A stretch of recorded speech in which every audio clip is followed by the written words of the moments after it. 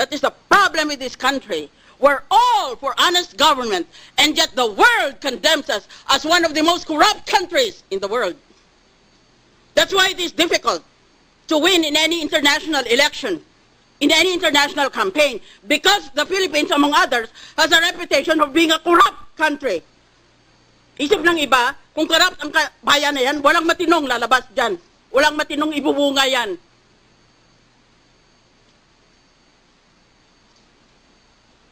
Bawat isa ba sa inyo, walang sala tungkol sa SALN? Bigyan nyo ako ng isa pang buhay. Panginoon, bigyan mo ako ng isa pang buhay at imbestigahin ko lahat. Isa-isa. Dito sa Senado at sa House of Representatives. Tignan natin. Pati sarili ko, imbestigahin ko. Order, please. Ang daming loopholes ng SALN na yan. Ba't hindi kayo umimik noon?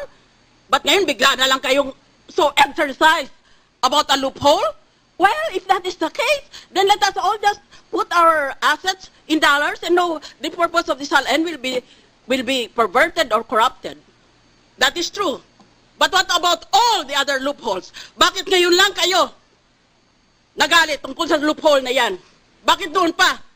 Dahil yung iba sa atin, dinagamit yung mismong loopholes na yon. Hindi lang sila ma-impeach.